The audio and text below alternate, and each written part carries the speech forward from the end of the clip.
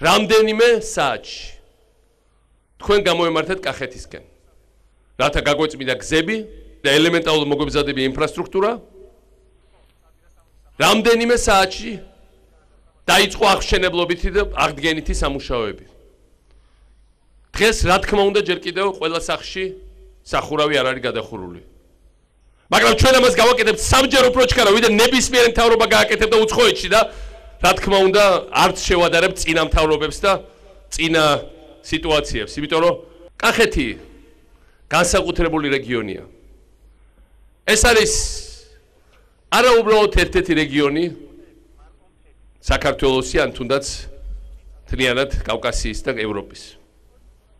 ამ კედლებს ძალიან დიდი ისტორია ახსოვთ, აქ დაიწყო აკვანი ქართული სახელმწიფოებრიობის. ამიტომ ის რომ ჩვენ ასე მობილიზირებთ, ის რომ ჩვენ ასე შევშფოთით, თავარი რაღაცით არის განპირობებული. კახეთი უბრალოდ ადგილი არ არის. კახეთი არის საქართველოს სული. საქართველოს იდენტურობის უბწყინვალესი გამოხატულება. ვინც რა არ უნდა ეპოტინოს ხელებით კახეთს. თავარი რა ჩვენ გვინდა რომ ფეხქვეშ ნუ გაგვიბლანდებიან და ხელს ნუ შეგვიშლიან იმ დიდ გეგმებში რომელიც გვაქვს ჩვენ ამ რეგიონში. ამ გეგმის საბოლოო მიზანი არის რომ თითოეული ოჯახი უკლებელი ყველა რაიონში, უკლებელი ყველა სოფელში, ყველა სახელოვან ქალაქში ამ დიდი ქართული რეგიონის ცხოვრობდეს წელში გამართულად.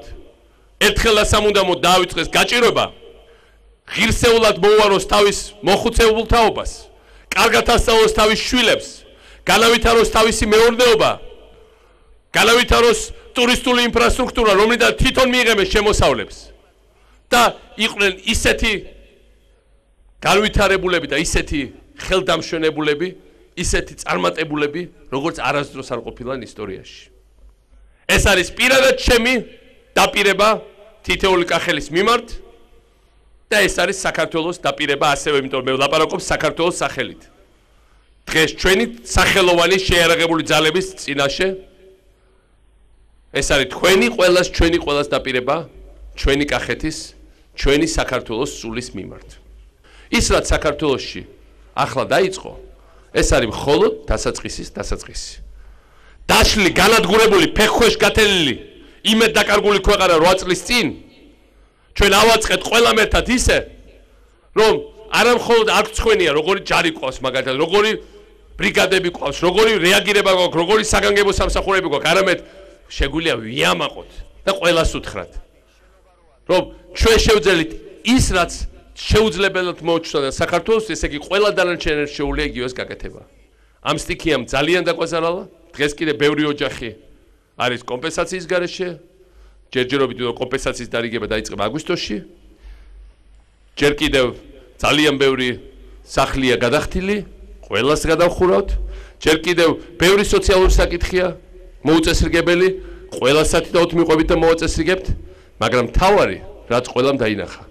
საქართველოში არც ერთი რეგიონი, არც ერთი ქალაქი, ქალაქის უბანი, არც ერთი სოფელი და არც ერთი ჩვენი ქვეყნის კვიდრი არ იქნება მიტოვებული ყველაზე უფრო ძიმე, ყველაზე უფრო მოულოდნელ, ყველაზე უფრო დამდგმელ გასაჭირშიც კი. იმიტომ რომ არსებობს ერთი სუბიექტი, რომელიც ბოლო ხანებში შეიქმნა რეალურად და თანდათან გაიზარდა და მას ქვია ქართული სახელმწიფო. თქვენ ხართ ქართული სახელმწიფოს საუკეთესო წარმომადგენლები.